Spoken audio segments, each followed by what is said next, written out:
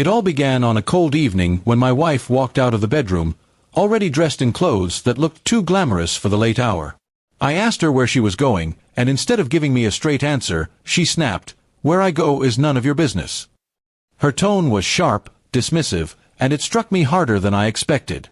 We had been married for years, yet suddenly I felt like a stranger standing in my own home. Her words echoed in my head long after she slammed the door and left. I tried to convince myself she was just upset, maybe blowing off steam with her friends, but the doubt dug its claws deeper into me. I stayed awake, pacing around the living room, staring at the clock as the hours crawled by. Midnight passed. Then 1 a.m. She still hadn't returned.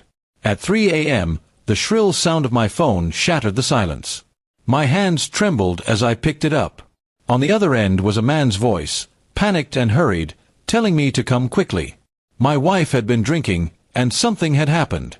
The words blurred, but the message was clear. She was in trouble. Without another thought, I grabbed my keys and raced into the night. When I arrived, my worst fears were confirmed. She was there, at a hotel parking lot, surrounded by people I had never seen before. She was disoriented, and the man who had called me quickly slipped away when I showed up. From the looks on their faces, it wasn't hard to guess what she had been doing. Betrayal stung deeper than any wound I had ever known. I didn't cause a scene then.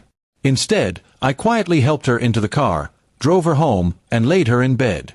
She mumbled excuses, half drunk, barely aware of what she was saying. But I didn't argue.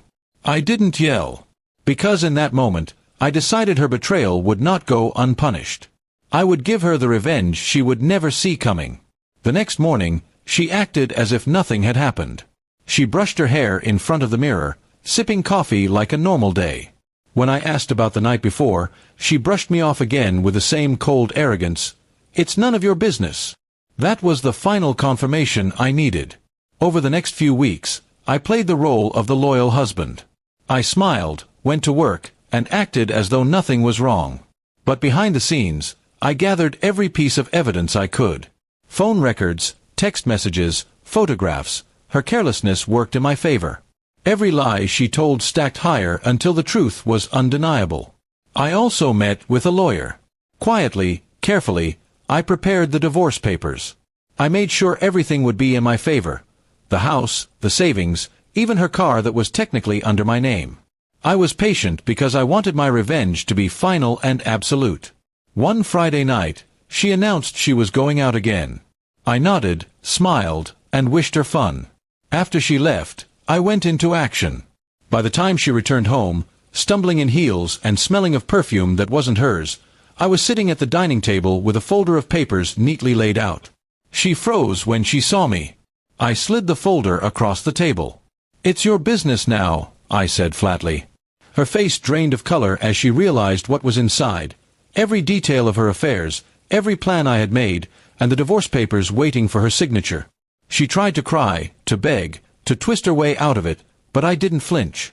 For every excuse she gave, I had proof to silence her. For every tear she shed, I remembered the night she spat out those words, "It's none of your business." Now it was my turn to decide what was and wasn't my business.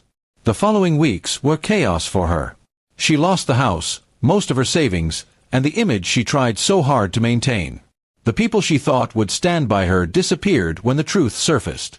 She went from arrogance to desperation, but I had already moved on. I wasn't proud of the pain, but I couldn't deny the satisfaction of knowing I had turned her own lies against her. Revenge hadn't just been about ending the marriage, it was about reclaiming my self-respect. She had thought she could walk over me without consequence. She was wrong. Even now, when I look back, I don't think of myself as cruel. I think of myself as someone who learned that silence can be louder than shouting, and patience can be sharper than rage. She once told me my questions weren't my business. In the end, I made sure everything became exactly that. My business, my decision, my revenge. And when I finally closed that chapter of my life, I did so with a calm heart, knowing that justice had been served in the quietest, most devastating way possible.